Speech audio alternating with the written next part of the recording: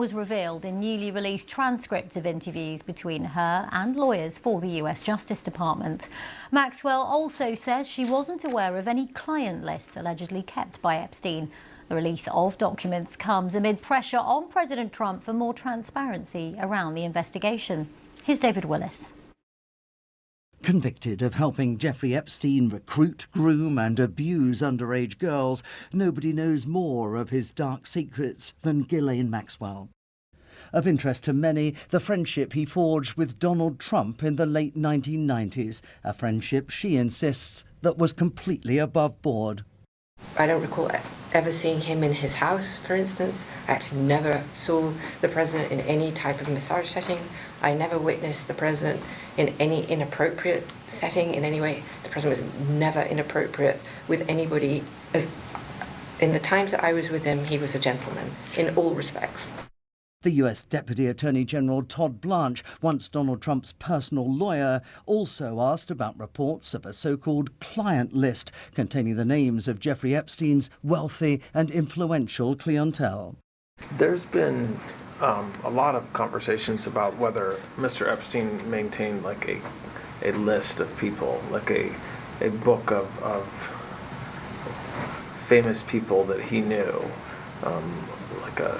it's called a black book or a client list or a list. Did you know of the existence of any such list? There is no list. We'll start with that.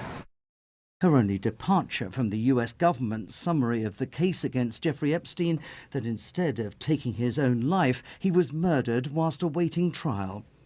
As to Epstein's friendship with Prince Andrew, Ghislaine Maxwell dismissed the famous picture of the two of them together as a fake and denied that it was she who had initiated the royal friendship.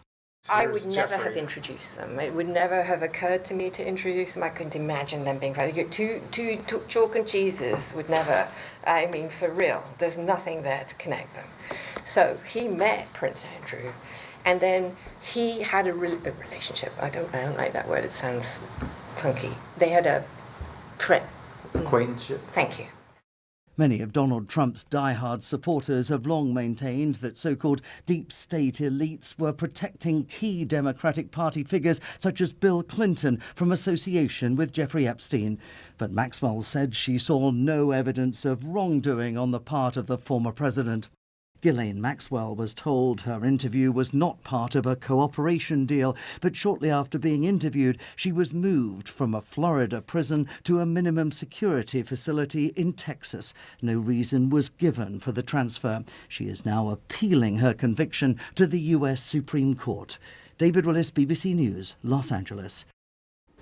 Now let's turn to the latest from Gaza, as aid agencies say starving Palestinians in Gaza City, where famine's been confirmed, are too exhausted to flee ahead of Israel's ongoing offensive.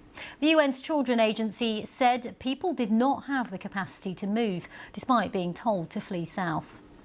Israel's attacks continue in the south as well. Clouds of black smoke were seen rising over Deir al-Balah this morning following an Israeli airstrike. There have been no immediate reports of injuries following that strike. Meanwhile, the United Nations-backed group, which confirmed famine in Gaza City, has also predicted it will expand to much of the territory in the next month, including Deir al-Balah, which we just talked about. Israel's Prime Minister Benjamin Netanyahu called the findings an outright lie and said that his government doesn't have a policy of starvation. Well, let's now speak to Dr. Aksa Durrani. She's a paediatric ICU doctor and epidemiologist who worked in Gaza earlier in the year at a Médecins Sans Frontières field hospital in Deir al-Balah, which we were just talking about. Good to talk to you, Dr. Durrani. There's lots to get through.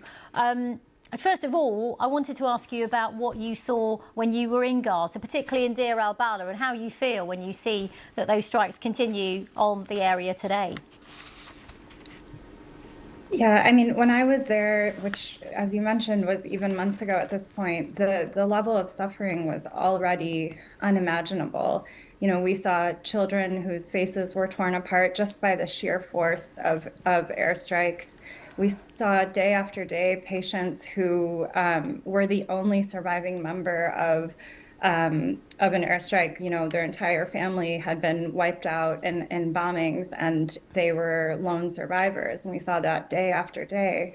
You know, children whose wounds wouldn't heal because of their nutritional status, and these are children who were injured in fires that resulted from airstrikes or in airstrikes. You know, when I was there, was already seeing hunger. I've often told people that one of the things that haunted me the most was the children who had been maimed by airstrikes crying out that they were hungry. But now our colleagues say that those sorts of cries are not being heard because the months of deliberate deprivation of food has led to this level of malnutrition where patients don't have the energy to call out like that. Indeed. And so you've seen that, you know, now famine has been declared in the north. It's going to spread. And what I have to say about the bombings in Deir al-Balah, it's, you know, there were bombings there when I was there as well. There's absolutely no place in the Strip that is safe, and we witnessed indiscriminate killing and bombing. You talked before about your time in Gaza and how you were distributing what was very limited food back then. As a paediatric doctor dealing with children, just tell us about what you were given, what you had when there was some aid. I mean, it still was very limited when you were there, if I'm correct. And just how concerned you are right now for those very children you were working with back then.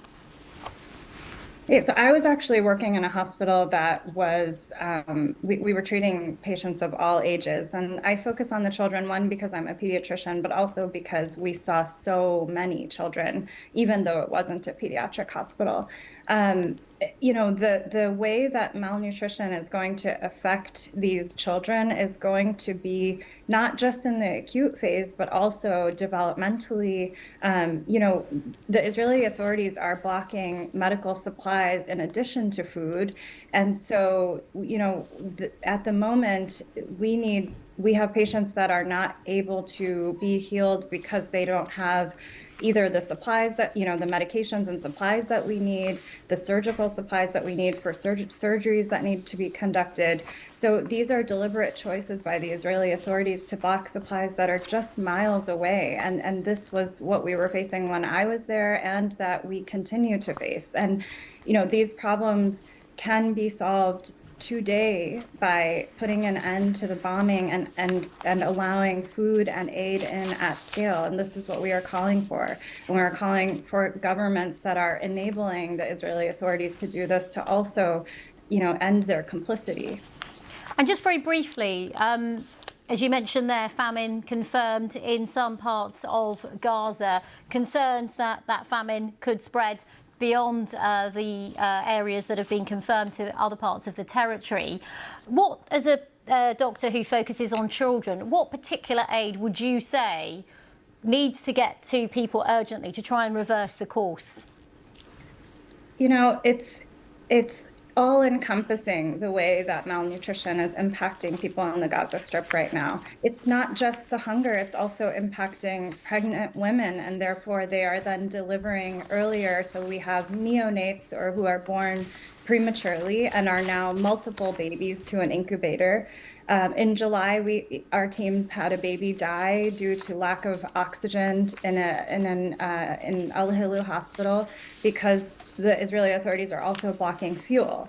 So we need medications, because when you refeed malnourished patients, you also need to do it extremely carefully, and there's always a risk of something called refeeding syndrome. So you need medications and supplies and the ability to monitor your patients. You need the hospitals to actually have, you know, functioning oxygen sources and electricity, and therefore we need fuel for the hospitals and the ambulances. And we need supplies to be able to treat the patients. So it's not just food, it is all of these things that are being blocked. And this is why, you know, we say that there is no aspect of life that the violence is not touching. There's no aspect of life that the starvation is not touching. And that is, you know, that is why we have called for an end to this genocide. Thank you very much for sharing your thoughts there, Dr. Durrani, who was in Gaza earlier in the year. After weeks of conversations and meetings with world leaders and a trip to Washington, Ukrainian President Volodymyr Zelensky's back in Kyiv to mark, alongside other top officials, the country's Flag Day. In a ceremony early on Saturday, President Zelensky stated that Ukraine will not gift its land to an occupier. On Friday, the Ukrainian leader accused Russia of doing everything they could to prevent a meeting with Vladimir Putin to end the war. The second of two American brothers convicted of murdering their parents more than 30 years ago has been denied his request to be released from prison. The parole board spent over 12 hours considering whether to approve Lyle Menendez, who's now 57, for parole before denying his request. It comes a day after his younger brother Eric was also denied parole, meaning that both will now stay in prison for at least another 3 years before they can apply again. The brothers have served 35 years of a life sentence for the 1989 shotgun murders of their parents in their home in Beverly Hills in California, in a notorious case which still divides America. Increased attention's been paid to it following a recent Netflix series on it. Our correspondent Peter Bowes has more about the parole board hearing. It was a very long hearing. It went on all day, and just like the day before when Eric Menendez appeared before the board, Lyle Menendez was questioned about his time in prison. That is the key issue at these parole board hearings. They want to see how the inmate has behaved, whether they've followed prison rules, that kind of thing. And they said that to a large extent he had been a model prisoner.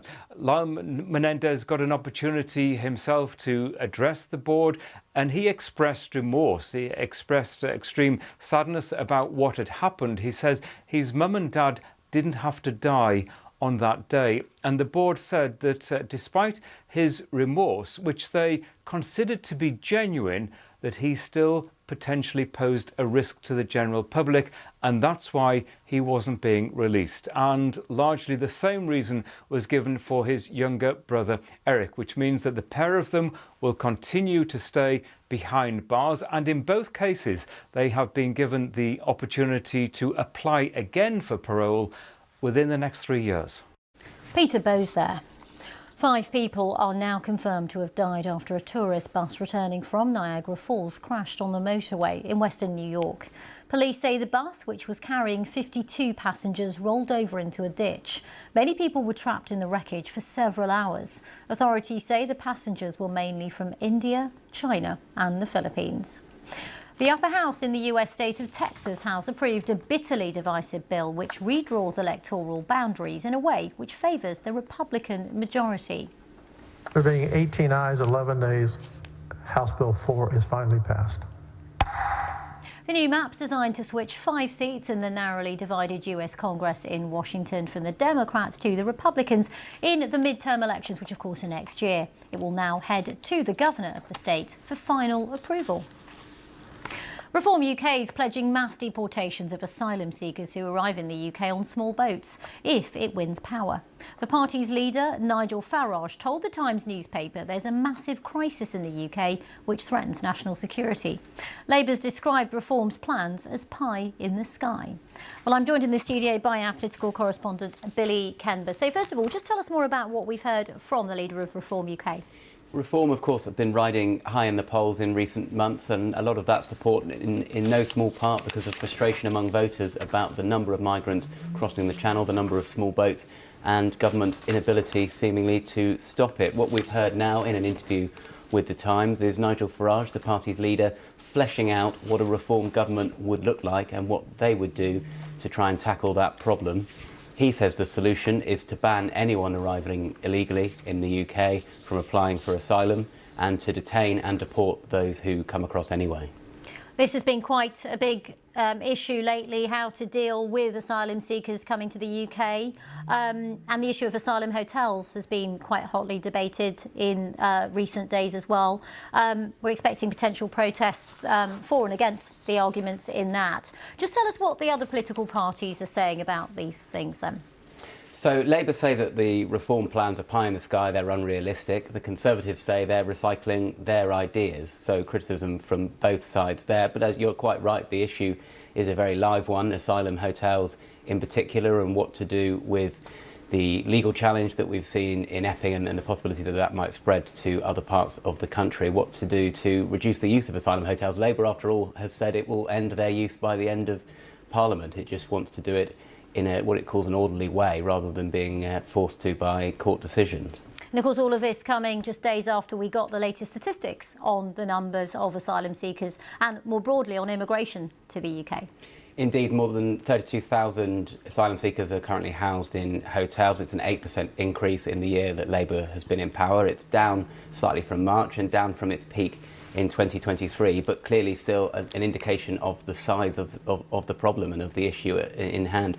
One of the interesting elements of Reform's plan is its proposal to seal deals, or to attempt to seal deals with other countries to be able to send people back to places like Afghanistan, Eritrea, places with serious human rights concerns, which has prevented similar deals in the past. The crux of the issue there is what to do with people if you're refusing claims, and what to do with people while you're processing them. And those are issues that have confounded a number of governments now. Yeah, big political challenges there. Billy Kemper, thank you very much for joining us in the studio. Rail passengers here in the UK are being advised against trying to travel on cross-country rail today, as all services have been cancelled due to strike action. Well, the network stretches from Aberdeen to Penzance. There are also warnings of traffic problems on the roads, as around 18 million people are expected to be travelling over the bank holiday weekend. Mark Ashdown has more. 33 million people use cross-country services every year, but not today. Trains are at a standstill. The operator is locked in a dispute with staff who are members of the RMT union, and industrial action is set to cause 3 days of disruption. Cross-country runs trains from the northeast of Scotland through a vast network, which includes the Midlands all the way down to Penzance. No services will run today, and significant disruption is also expected tomorrow. Only a reduced timetable will run on Monday too. Network Rail is also carrying out 261 engineering projects across Britain over the weekend, which it says will cause widespread disruption. There are no cross-country trains anywhere. This is normally the hub for those really important intercity expresses. Nothing moving. I've been talking to a number of people, Manchester City fans, for instance, heading north for the match today, and they are saying that they've got a change at Stafford. Union sources claim that cross-country has failed to honour agreements on staffing, safety and pay. The company says it is committed to reaching an agreement and remains available for talks. Disruption on the railways might lead to more people jumping in their cars. Motoring groups were already expecting 18 million people to hit the highways over the course of the bank holiday for day trips and holidays. This might be flying okay now, but be prepared for long delays, especially across the south of England. Message to drivers, make sure your car's not going to let you down. You don't want to be running the gauntlet this weekend of using a car that may have pre-existing problems, so get those checked out before you set out. Any cross-country passengers with prepaid tickets are being asked to contact the company for a full refund. Whether you're travelling by rail or road this weekend, the advice is to check your route before setting off. Mark Ashdown, BBC News. A dedicated police drone team will be deployed to the Notting Hill Carnival for the first time as part of efforts to keep people safe. 2 million people are expected at the London Carnival over the bank holiday weekend. Police say the drones can feed live pictures back to officers on the ground or in a control room and pinpoint any trouble nearly a mile away with coordinates for a prompt response. Sri Lanka's former president, Ranil Wickremesinghe, who took charge after anti-corruption protests back in 2022, has been taken to hospital after he was arrested himself on corruption charges. Mr Wickremesinghe, who left office last year, was remanded in custody as part of an investigation into his alleged misuse of government funds during an overseas trip to London in 2023. That was when he was still head of state. He and his wife stopped off for a private visit on the way home. They're accused of using state funds of around $50,000 for personal, not official business. He denies any wrongdoing. Well, I'm joined here in the studio by our reporter Ketaki Masalamani. Well, Ketaki, tell us more about Ranil Wickremesinghe and what we know about his condition at the moment. The latest update is that he has been moved to the ICU unit at Colombo Hospital. He was initially taken from the court yesterday from his bail hearing to prison, and they're straight into the prison hospital. And after a medical assessment, it was deemed that he needed to go into the National Hospital because they didn't have the proper facilities to treat him. We heard in that bail hearing that he had a severe heart condition, diabetes, high blood pressure. All of this his counsel was urging to be taken into account to avoid being imprisoned, but alas, he was sent anyway.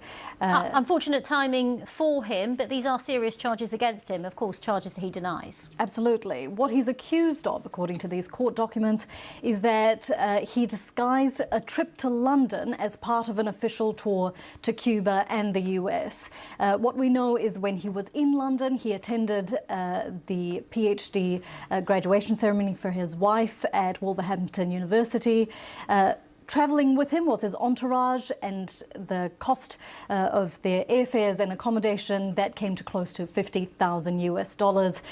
Why this is important was, as he was brought in as leader at a time of economic strife in Sri Lanka. You were there in 2022, Regina. You remember what it was like when those protests were occurring. There was public outcry that the leaders at the time, the Rajapakshas, were misusing public funds while people were fainting in queues for food they couldn't afford, the necessities to carry on. Ranil Wickremesinghe was put at the helm at that time to get Sri Lanka back on track to economic recovery. So it comes at a time where he was in charge of the very thing that he's accused of now. Yeah, indeed. And I do remember very well those protests, of course, at the time, and the struggles that many Sri Lankans were facing. What's the reaction been in Sri Lanka and beyond to his arrest? So outside court yesterday, a lot of his loyalists were decrying this latest development. They were saying that this was unfair, and a lot of people within his party are saying that this is a political move, that he was again getting popular, and that's why this ruling has come at this time. But equally, in the House yesterday, the House leader said leaders themselves are not immune to the law, and they have to face the same scrutiny that the general public would. I think this latest leader, the latest government, was brought in because, by a landslide victory, by the way, because the public were calling for leaders to be held to account. They asked for prior leaders to be held to account accused of misusing public funds. So I think the general public is pleased that something is done about this, that it's going through the proper channels of court, but his loyalists, of course, disagree. Kethy, thank you very much for taking our viewers through all the complexities of that story. Thank you very much. Now, in a significant break with tradition, South Korea's new president, Lee Jae-myung, is in Japan for his first official foreign visit. President Lee's attending a summit aimed at strengthening ties between the countries. It's the first time a South Korean leader's made his initial overseas trip to the former colonial ruler rather than the US. He's due to meet President Trump in Washington on Monday. Well, North Korea has accused South Korea of firing warning shots at troops stationed near the border. Military officials called the incident a serious provocation and said Seoul risked raising tensions to uncontrollable levels. It took place amid ongoing work by the North to permanently seal the heavily fortified frontier. The South admitted it fired shots after spotting North Korean troops crossing into its territory. Well, we promised you this story earlier. Let's take you live to Hawaii, where we can bring you pictures of one of the world's most active volcanoes. This is the Kilauea volcano in Hawaii. Now, it resumed erupting on Friday, shooting an arc of lava 100 feet into the air and across part of its summit crater floor. But according to the US Geological Survey, the episode ended in the last 20 minutes or so, after more than 12 hours of fountaining from the north vent. Lava flows covered more than 70% of the floor of the crater of the volcano. Now, this, incredibly, was the 31st eruption since December. The activity is typically confined to the summit's crater, meaning nearby homes are thankfully not at risk. It's great to see those live pictures, isn't it? Well, finally, unusual news for you. The World Championship that's taking place today, tree hugging.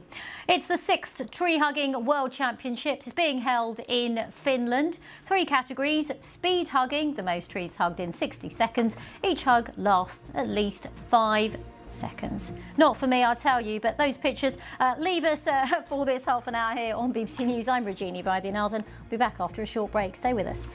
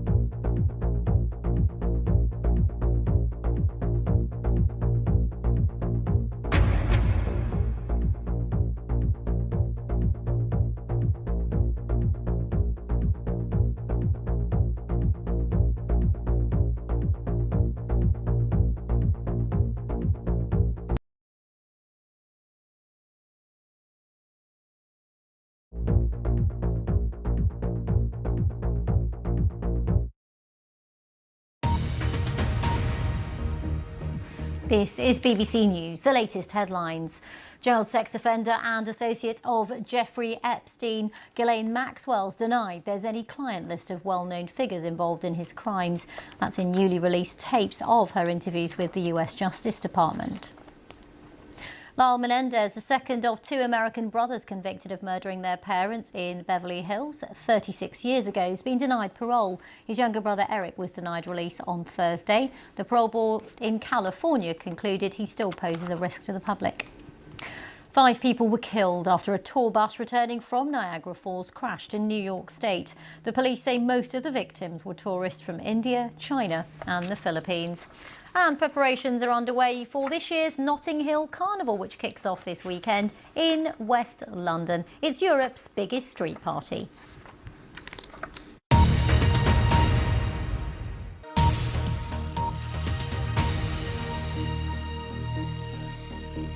Now on BBC News, join our AI Decoded team as we unpack, explore and take a deep dive into the world of artificial intelligence. We're ushering in an era of punk rock creativity, right? And this is the birth of it. And that's really what I'm excited about.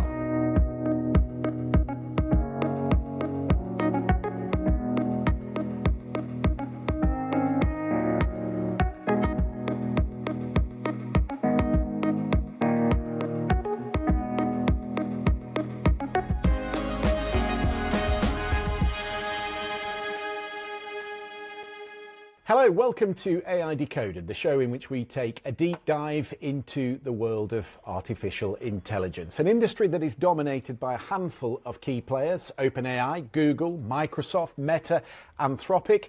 They control around 90% of the technology that is developed. And this week, principally, we're going to focus on one of them, the behemoth of the tech world, Google, and their latest AI technology, which is going to change the creative ecosystem as we know it. We'll look at Google's new Veo 3. You may have seen it in your social media feeds these past few weeks, some of the videos it's created, and maybe not even realize that they were artificially generated. We've never seen anything like it before, says Mashable. Impressive, it is scary, it is only going to get better. We'll be speaking to a filmmaker at the cutting edge of AI, and we'll show you a demo of what it can do. Sticking with the Google theme, it is a Google heavy week this week. We'll look at the new AI-powered search tool, AI Mode, similar to chatbots like ChatGPT and Anthropic's Claude, but very soon, says the New York Times, it will redefine what it means to search for something online. What does that mean for publishers, for businesses who depend on the Google search engines to direct traffic to their websites? Is it the new frontier in AI search, or the death knell for the open internet as we know it? We'll talk to the BBC's senior tech reporter who's trialled it. And finally this week we'll get a view on the thoughts of DeepMind boss Sir Demis Hassabis, who this week predicted a future of radical abundance. Artificial general intelligence, he says, will be, in the next 5 to 10 years, ushering in a new golden era for humanity, with cures for terrible diseases, longer lifespans, new energy sources. He even predicts humans colonizing our own galaxy in our lifetime. So plenty to get into. With us to discuss it all, as ever, our regular contributor, Stephanie Hare, and also Sameer Malal, AI filmmaker, CEO of One Day. And Sameer, you've been trialling this past week Google's new AI image generator Veo 3. Here's a taster.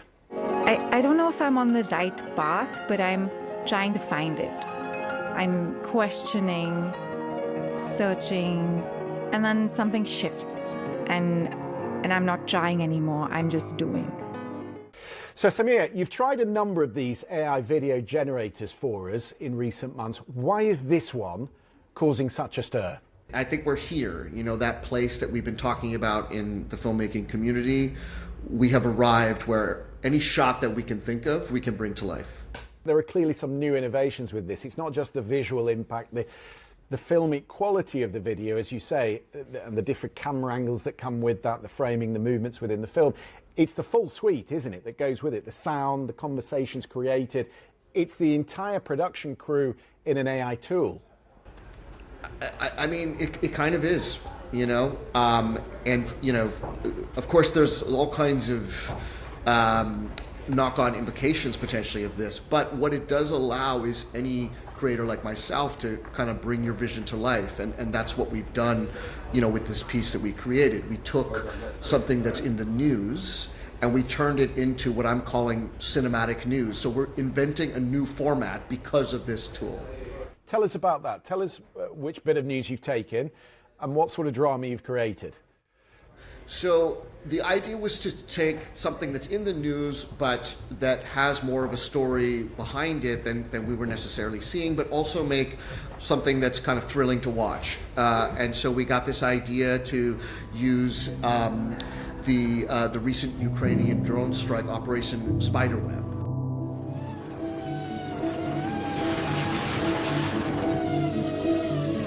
I've killed hundreds of people with my phone, and like one with a rifle. And so what we've done is create a kind of Netflix-style cinematic first-person POV kind of thriller about this event that just happened, a week ago. So who are the people, Samir, in these videos? Where do the faces and the reactions come from? Well, this is the incredible thing, right? Obviously, there's no way that me or anybody else could have gone to these places and filmed these people. These people are, in most instances, representative of characters that you might see. It's coming from, whatever data set that Google has been trained on. And that's the way these models work, right? They look for patterns in text and turn that into, turn that into visual representations based on those patterns.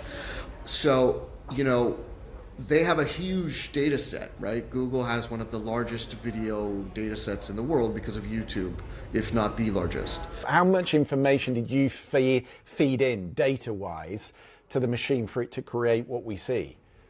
So look, there's still a craft involved in this. It's just a different kind of process. And so, there's a lot that goes into getting the shots right. There's different ways of creating one shot versus another. And there's, we have different techniques based on what we're trying to achieve. So in a way, it's not different than what we do otherwise. It's just the tools have now changed. So we might feed in something like,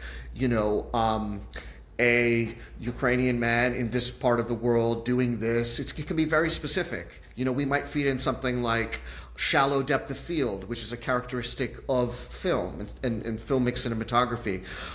So we put all of these things in, and then we have a kind of co-creative process with the AI where we're iterating together, we're bouncing ideas. You see a version of it, then you improve it, then you tell it what you want. Exactly. So when I work with crews, that's exactly what I do. When I work with craftspeople, I have a back and forth with them. And now with this tool, more than any other, you can do that. I suppose what's revolutionary about this is that you don't have the budget to create something as expansive as this. I mean, I'm guessing that CGI that you've used in this movie would cost you millions if you were doing it as an independent producer, old-fashioned style. Exactly. So if I was, running a VFX studio, I'd be very worried for that reason. But it's not just about cost; it's about time, right? We have gone from idea to release in a matter of days. We can take something that's in the news and turn it into a new kind of story that is part of the same news cycle. This is revolutionary. It's never been done before. And that's what I think we should be doing with AI. We should be doing things that were not possible before. Stephanie, just to bring you in on this, I don't know if you've seen Samir's video, what you make of it. The versions I've seen on social media, they still have that glossy aesthetic, the jerky camera movements that are signatures of AI videos. But this is really just version 1. And surely the concern will be that in a very short space of time, there will be those who will use this to create a new reality. Yeah, it made me wonder if we're going to see a new wave of filmmaking and a new wave of journalism because of what Samir has said. Once you've learned the skills, and we want to respect, of course, the process and craft that people who've been trained in this their whole lives bring to it, but there's also the fact that we're going to be able to get people accelerating through to make these types of outputs potentially a lot faster than before and for far cheaper. So maybe that means more citizens journalism, maybe that means art or cinema, which often requires a budget that most people don't have, people could be making those types of outputs. But I do wonder also if we're going to release a new wave of misinformation and disinformation and questions of authenticity, and therefore trust, social trust. It looks so real. And right now there's a little bit of indications that it isn't real, but that will be improved over time. So I guess that's the question back to Samir is, how do we guarantee trust and authenticity, at least for the journalism side, but less important for the art side, maybe? For sure. No, it's obviously, a concern. I mean, there's going to be bad actors kind of doing stuff with whatever happens, right? So that already exists, right? There's tons of disinformation out there. Except that it's more convincing. So like oftentimes with misinformation, remember in the early days of generative AI, there were certain tells. So if you saw a human hand, for instance, it would have a sixth finger or a third arm. There were often tells that made it where even someone with zero training could tell there was something quite a bit weird. The voice and the lips didn't always sync up. Britons won't have to work anymore. Spot the difference. That's not me. But as this gets better and better, which is clearly going to, and I agree with you, we're not going to stop it. It raises the challenge, though, in the bar for anybody who needs to authenticate news. God forbid a reputable news agency or outlet puts out something thinking they authenticated it, and then they get fooled. Because the public only needs to lose trust in you once. How do you get that back? But I also wonder what it does to the industry. I mean, we've talked in-house here at the BBC about Microsoft Copilot and what it offers in a basic sense to journalists and producers. So there are basic menial tasks it can perform. It can develop scripts, write headlines, research data. But that, in truth, was the job of junior members of staff who were cutting their teeth in the industry. So what happens, Samir, if you replace that basic level of training with AI? When you look at anything in the arts, whether it's music or filmmaking or newsmaking, any kind of content creation, it's always, the artists have always had to pair with the money people because it was too expensive to do it yourself, right? And, now creators, artists can directly reach their audience and have the same kind of aesthetic, the same kind of, entertainment value, the same kind of immersive content, but on our own terms. And I think we're ushering in an era of punk rock creativity, right? And this is the birth of it. And that's really what I'm excited about. Well, it's a really interesting project. I love the video. Samir, thank you very much for coming on the program. Really good to talk to you. Thanks, everybody. 90% of the searches on the World Wide Web are through the Google search engine. But if you've used it recently, you'll be aware of something called AI Overviews, an AI-generated summary of a particular search that you've made that appears at the top of the results page. Google is about to go a step further. They're about to roll out AI Mode, which works in a very different way, but it could very soon become the default. Unlike AI Overviews, AI Mode replaces the traditional search with an answer the machine is providing for you. So it breaks your question into subtopics, it does multiple searches simultaneously, it provides you with links and sources that it chooses. Time saving, but here's the rub. If AI gives you the answer, why would you bother to click on the source? Critics say the open web is now under threat. AI Mode is skimming the content, and the number of clicks on independent websites are plummeting, which cuts deep into the main source of revenue for many publishers. Ergo, it starves the creators who rely on that organic search traffic. With us on the programme, Thomas Germain. He has just written a fascinating piece for the BBC titled, "Is Google About to Kill the Internet?" It's a really interesting title, this, Thomas. Through your research for this piece, can you point us to an example of a successful website that is suffering from this already? The news site Business Insider, for example, very popular, laid off about 1 out of every 5 employees, close to 20%. And the company cited extreme drops in traffic that they say are outside of their control. Earlier this year, the Daily Mail was another that laid off apparently close to 100 people. Shortly thereafter, a executive at the company said that AI Overviews, that little AI response that you've seen at the top of Google, caused, I think the quote was, a shocking 56% drop in traffic for the website. So the casualties are mounting up, and it really does seem as though this is about to deal a very serious blow to the web. Although Google says that it would disagree, and AI has been good for the internet, but that is up for some level of debate.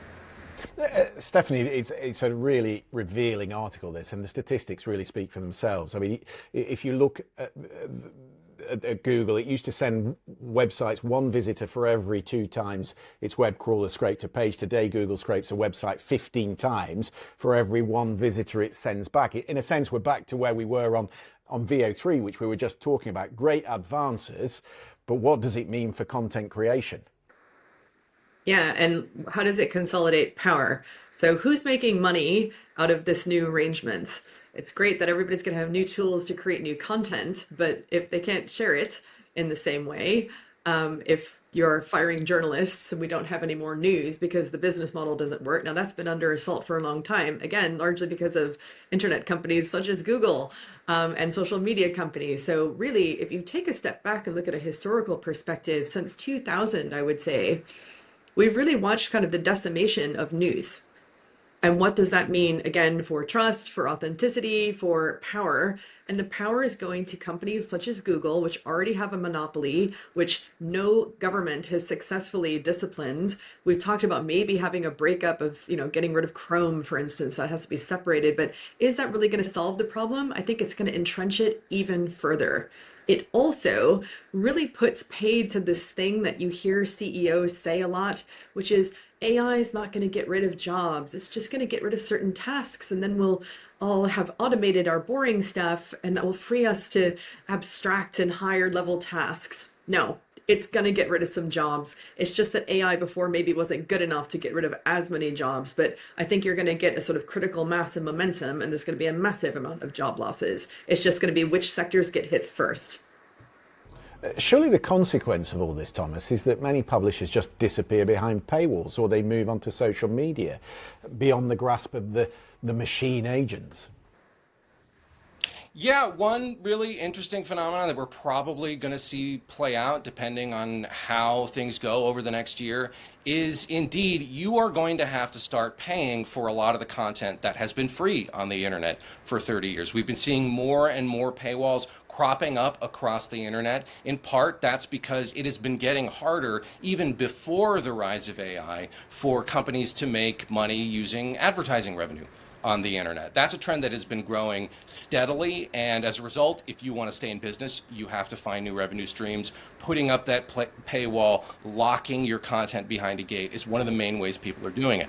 Also, a lot of people who would have started a website 5 or 10 years ago will probably go straight to social media instead. I think there's likely to be somewhat of a die-off of websites, and the rise of social media will continue.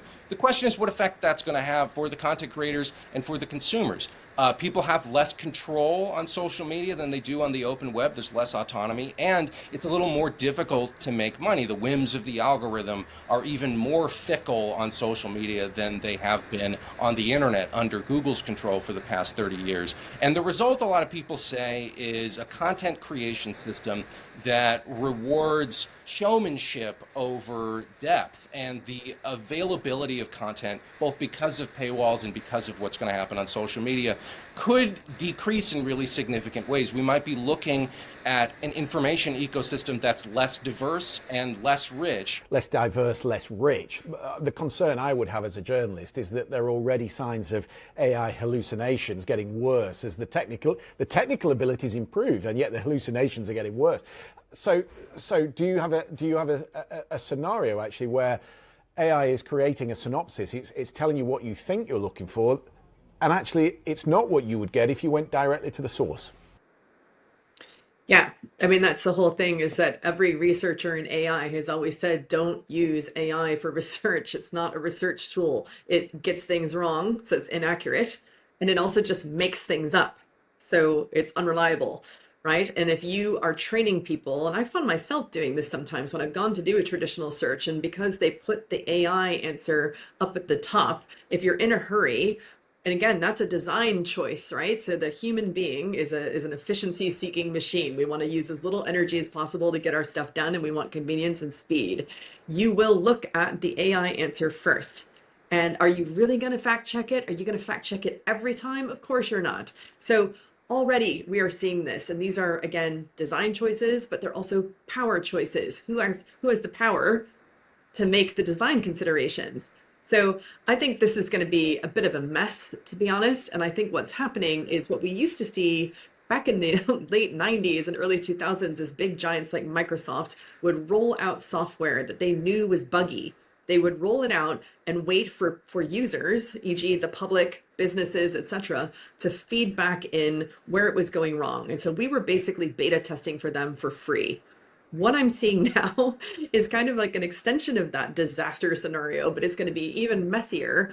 It could create some real risks in our society. I want to finish, while I've got you both, with this Sir Denis Hassabis interview that was out this week. And when he speaks, you listen, because as we all know, he is the guiding light at Google, one of the godfathers of artificial general intelligence. And he's had some interesting things to say this week, Stephanie, about where this technology is leading us. Yeah, so he thinks it's leading us to the stars. So, you know, talk about having a moon shot when you could have a universe shot. And I think that's what's really fascinating about AI and the conversation that we're having in our culture at the moment is, on the one hand, you have a lot of fear and uncertainty, but also curiosity. And so there's a lot of reassurance. Again, people trying to reassure that we're not going to lose jobs. It's going to be fine. Everyone can relax. But then you have people saying it could wipe out humanity. There's a whole crew of people who've been A, making a lot of money, but B, sounding the alarm with that narrative. And then you have people like Sir Denis Hassabis, who has been saying things like, we're going to have this is going to usher in abundance, not job losses. We're going to have a human renaissance, a flourishing, and it's going to enable space exploration and taking us to the stars. So we're really running the whole gamut. We should probably start some sort of dashboard where we actually put people's predictions down, and then as time goes on, we actually see who gets it right and wrong, unlike what we normally do, which is never actually hold these people to account with their predictions. I think it's important also to take it with a grain of salt, right? Artificial general intelligence is a term that has no agreed upon definition. This is a technology that doesn't exist. And although all of the leaders in the tech industry are telling us it's right around the corner, there's actually no technical reason to believe we're about to make that huge jump in technology that it would take to get to that point. We may get there. It might take 5 years. It might take 10. It might take 50. It could be never. And I think it's important to note that since the beginning of this AI hype boom that started with ChatGPT 3 years ago, all of the people making this technology have been warning us, please, somebody stop me from this technology that I'm going to create that's going to destroy the world. Someone has to do something about this. It would be in all of these companies' interests if they were the ones to develop the technology that brought about the end of the world or brought us to utopia. But in some ways, a lot of critics that I've spoken to say that this is all a distraction, right? This technology that we have, it's here right now. We're living in the world with this stuff. And if we spend all of our effort focusing on this future that may or may not arrive in the near or the long term, we may lose sight of the very real consequences that this technology is already having on our society, consequences that are absolutely about to compound. I just wonder, of everything we've talked about today and the amazing things that AI is bringing us, I wonder somewhere down the line, maybe a generation from now, whether people are actually going to begin to crave real-life human experiences and real-life human interaction. Yeah, I think that's something that's already happening. If you look at the world of dating apps, for example, for the past couple of years, there's been a steady decrease in the people who are using and paying for these apps. And, you know, studies and polls suggest that people are less and less satisfied with them, and they're opting to go meet people in person. We're seeing a rise in not just film photography, but also digital photography. People are buying, you know, like 20-year-old cameras from the early 2000s, which is still a piece of, you know, it's still got a computer in it, but I think people are really longing for that human touch. You can look at social media, right, where on TikTok, a lot of the most popular content, the camera angle is shaky, they're holding it in their hand, you know, it's unpolished. I think as things smooth out, as there's this great leveling in the technology industry, I think there will be a craving for some kind of human connection. The question, I think, is where the economic incentives will be, what kinds of businesses and content creation will be allowed to thrive, and also what the companies will allow us to find in a world where AI is intermediating all of the content. Maybe it's just giving you summaries, or it's telling you where to go, or it's the YouTube algorithm directing your experience. There's a big difference between what people want and what people will get when we're living in a world where power, as Stephanie was saying, is consolidating more and more in the hands of a very small number of companies. I would just encourage people to interact with us. Keep coming back to AI Decoded and we'll tell you what you can believe and what you can't. That is the secret. Thomas, Stephanie, thank you very much indeed for your time this week. Just a reminder that all the back catalogue of AI Decoded is on the BBC YouTube website. Please do go and have a look at that. We will do this again in 2 weeks' time. We'll see you then.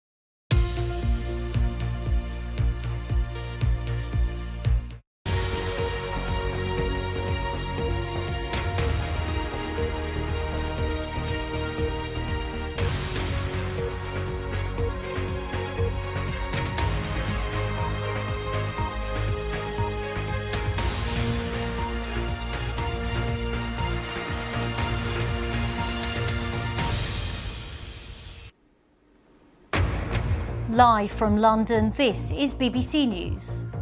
Aid workers in famine-hit Gaza City say starving Palestinians are too exhausted to leave the city, despite Israel's ongoing offensive. Ghislaine Maxwell, the jailed associate of the late sex offender Jeffrey Epstein, says she never saw President Trump behave inappropriately when he was with his former friend. Lyle Menendez joins his brother in being denied parole after murdering their parents in Beverly Hills in the US 3 decades ago. South Korea's new president calls for closer cooperation with Japan at a summit in Tokyo.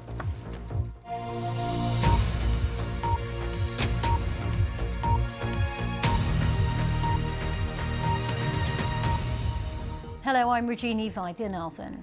Just a day after a UN-backed monitor confirmed famine in Gaza City, Gaza's health ministry says another 8 people have died from malnutrition.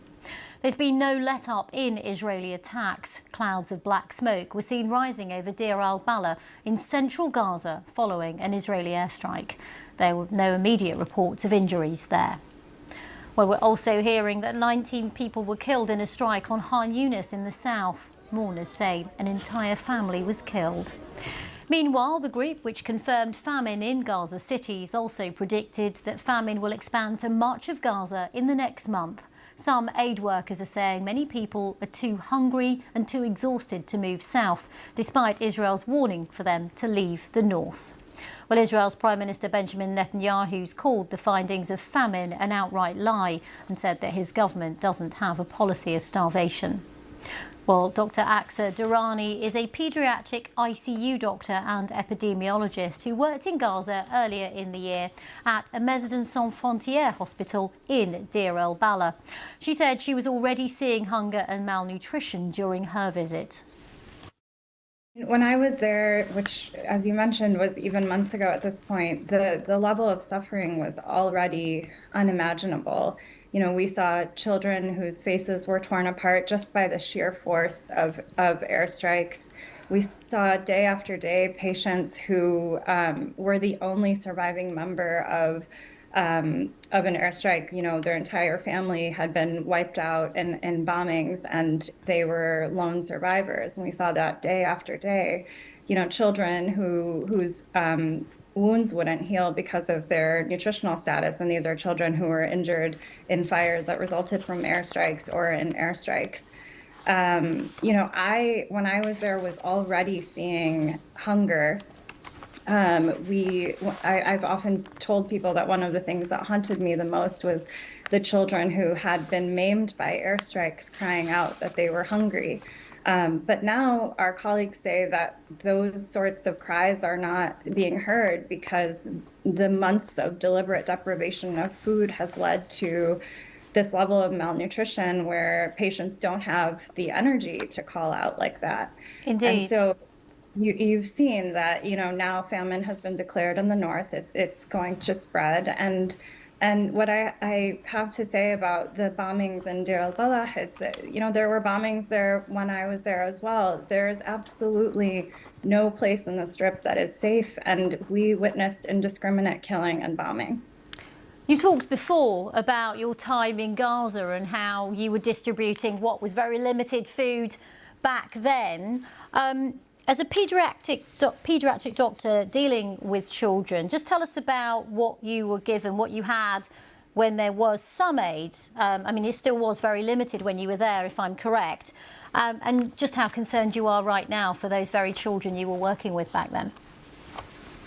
Yeah, so I was actually working in a hospital that was, we were treating patients of all ages. And I focus on the children, one, because I'm a pediatrician, but also because we saw so many children, even though it wasn't a pediatric hospital. You know, the way that malnutrition is going to affect these children is going to be not just in the acute phase, but also developmentally. You know, the Israeli authorities are blocking medical supplies in addition to food. And so, you know, at the moment, we have patients that are not able to be healed because they don't have either the supplies that, you know, the medications and supplies that we need, the surgical supplies that we need for surgeries that need to be conducted.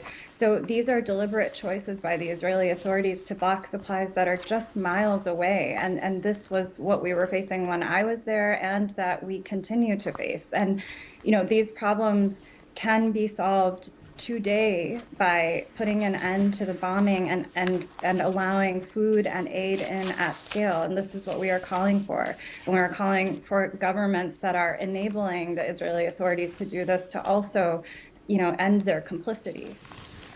Dr. Aksa Durrani there. Now, Ghislaine Maxwell, the jailed associate of the late sex offender Jeffrey Epstein, says she never saw President Trump behave inappropriately when he was with his former friend.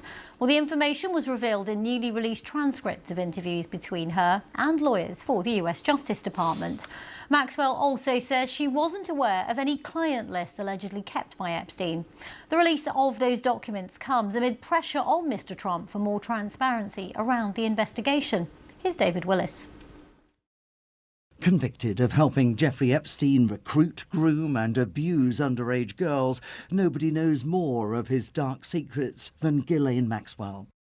Of interest to many, the friendship he forged with Donald Trump in the late 1990s, a friendship she insists that was completely above board. I don't recall ever seeing him in his house, for instance. I actually never saw the president in any type of massage setting. I never witnessed the president in any inappropriate setting in any way. The president was never inappropriate with anybody. In the times that I was with him, he was a gentleman in all respects. The US Deputy Attorney General Todd Blanche, once Donald Trump's personal lawyer, also asked about reports of a so-called client list containing the names of Jeffrey Epstein's wealthy and influential clientele. There's been a lot of conversations about whether Mr. Epstein maintained like a list of people, like a book of famous people that he knew, it's called a black book or a client list or a list. Did you know of the existence of any such list? There is no list. We'll start with that. Her only departure from the US government's summary of the case against Jeffrey Epstein, that instead of taking his own life, he was murdered whilst awaiting trial.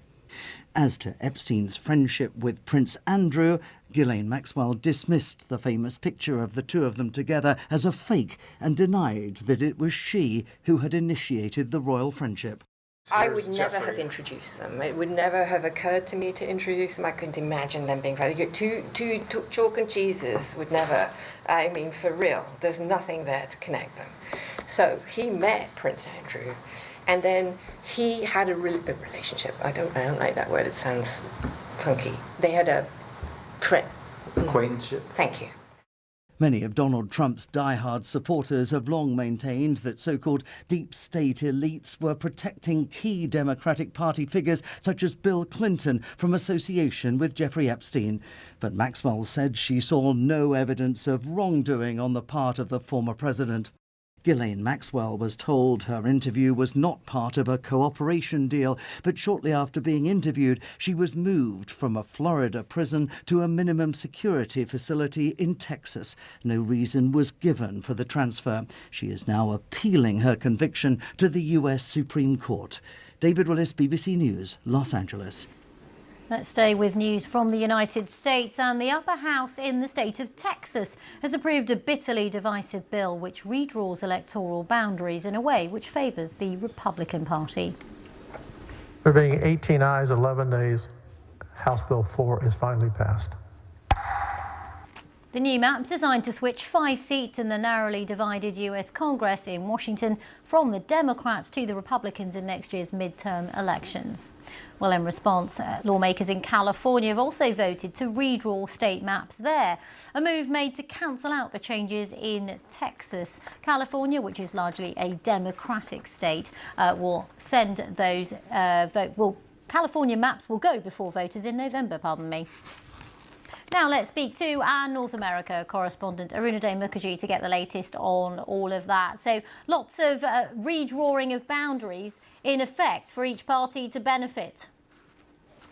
That's right, Regini. And, all of this might be talking about specific states, but they have wider national political ramifications. And I think that is why this is all important, especially ahead of what is likely to be a very closely fought midterm election next year. That's why you've seen the kind of statements sort of being thrown around. Now, what we also have is sort of the state of California, which is likely to follow suit. And the governor there, Gavin Newsom, has been fairly vocal about the plans that might possibly throw up 5 Democrat-leaning seats. And in simple mathematics, what that will do is that would cancel out the 5 Republican-leaning seats that the Republicans in Texas have managed to generate. So it is all, happening within this particular context. In fact, Gavin Newsom, the governor of California, has been very vocal about it. He's sort of clashed with Donald Trump in the past as well about this and about other aspects.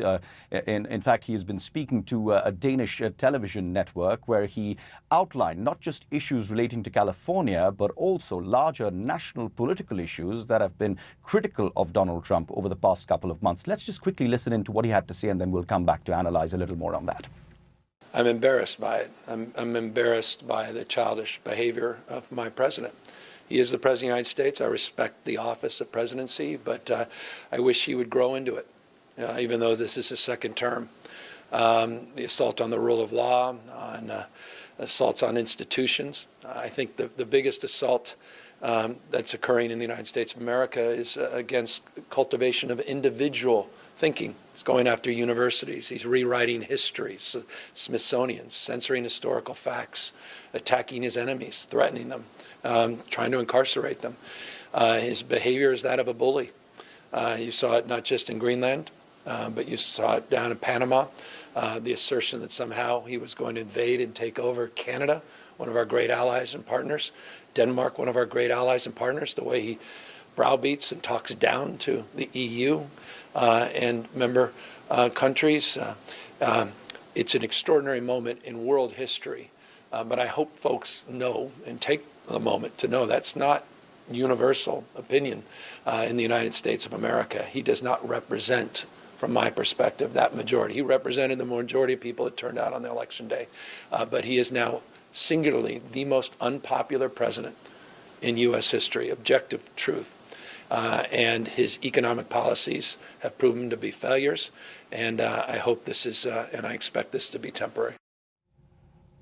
And just 2 days ago, Donald Trump had accused Gavin Newsom of destroying, quote, the great state of California. So both of them have sparred, especially earlier this year when you saw those anti-immigration protests that took place in Los Angeles, where Donald Trump had also deployed the National Guard. So both leaders have come to a head. But Regini, what is also important is the kind of issues that Gavin Newsom is talking about. He's not restricting himself in that interview, as you saw, to simply California-related issues. He's talking about national issues, which is why this is very significant, because in many political circles, this is also going to be seen, as has been seen in the past, of this person also harboring presidential ambitions, something that has been written and talked about in the past as well. Gavin Newsom was elected to office in 2018 during the Democrat midterm election wave, which saw the first voter pushback, in a sense, against President Donald Trump's first term as president.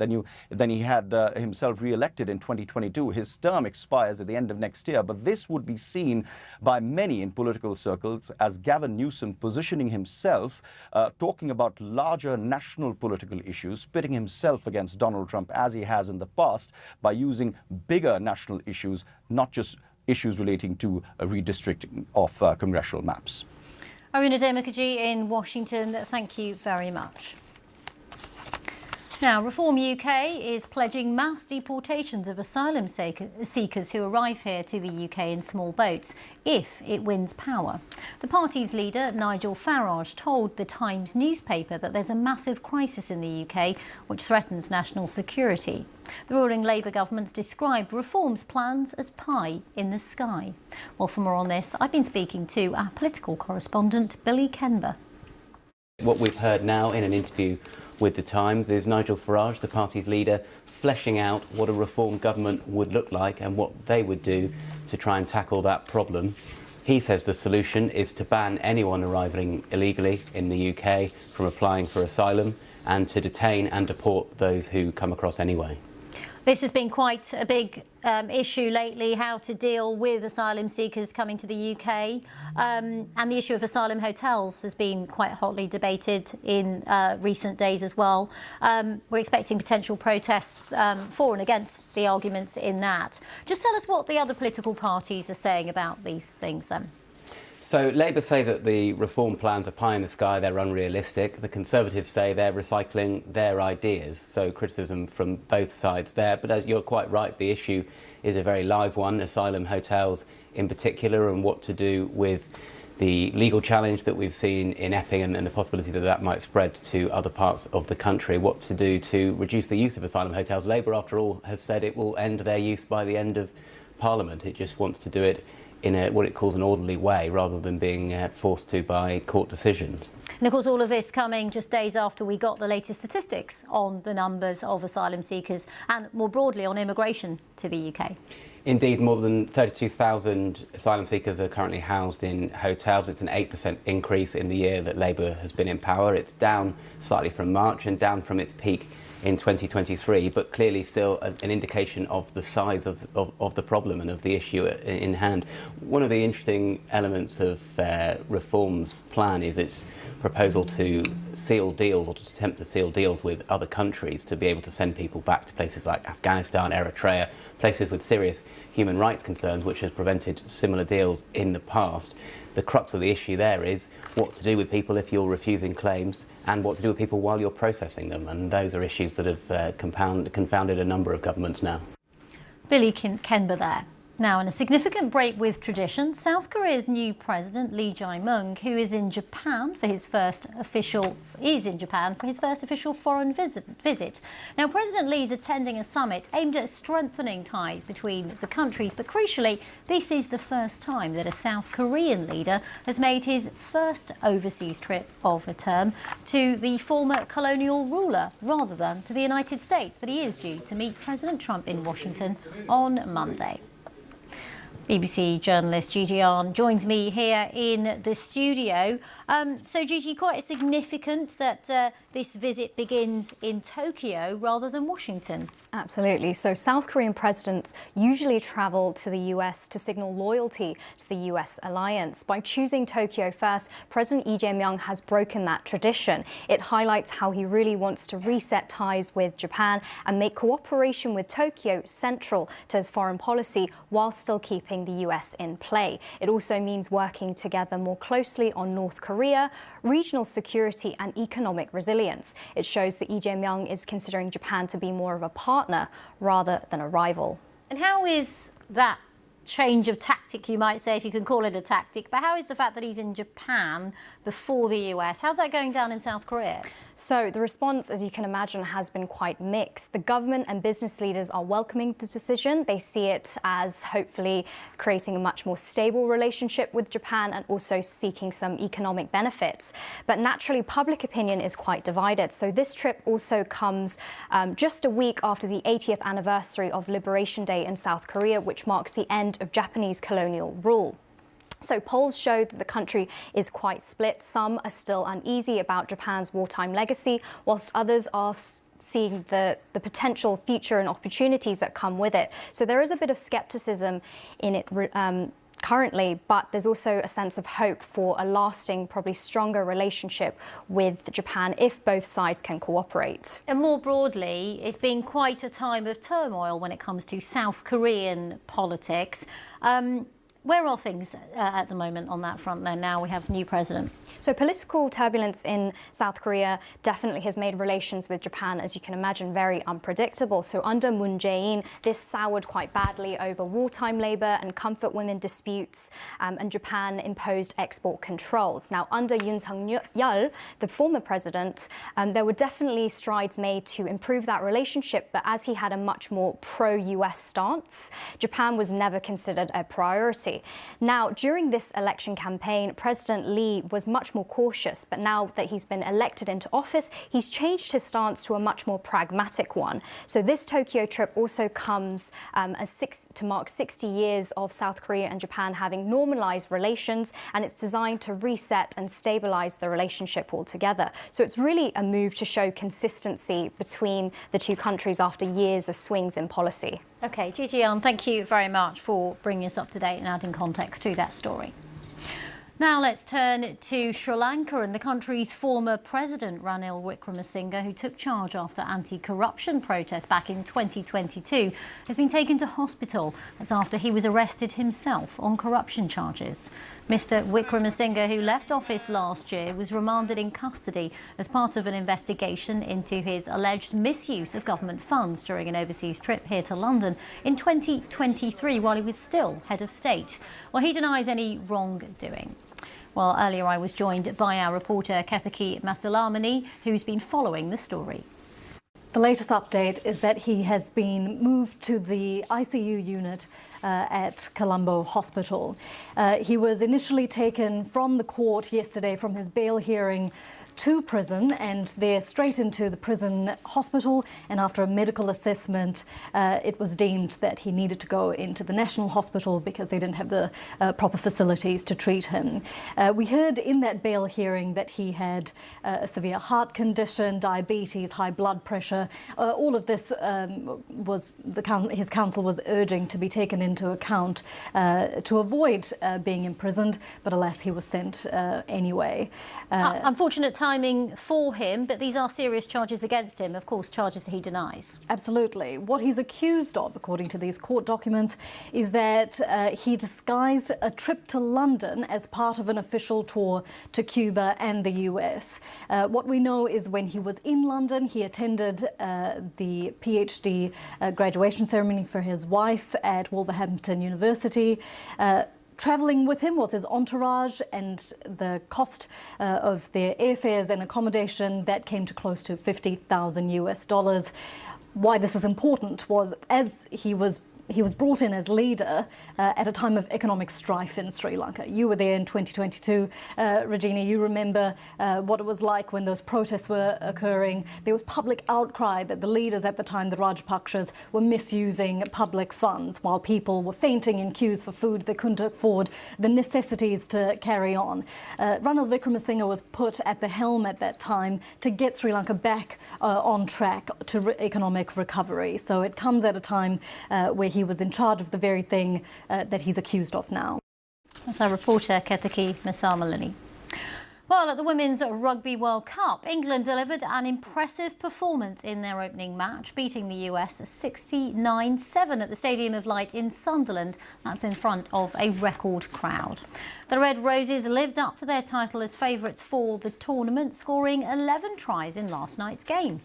Well, let's join Ben Croucher at the BBC Sports Centre. So, Ben, a great start for hosts England last night, but Australia's gone one better today as they got their campaign underway against Samoa. They have indeed, yes. Australia ranked 6th in the world, Samoa ranked 15th, and Australia's quality showed in Salford just outside Manchester, 73-0 in their Rugby World Cup opener, 45-0 by half-time. There were 11 tries in total on a record-breaking display. Just the record's broken. 11 tries? That's the most they've ever scored. 73 points, their largest winning margin and the most points that they've scored in a Women's Rugby World Cup match. Winger Desiree Miller, she shone in a largely one-sided contest. She's got a first-half hat-trick.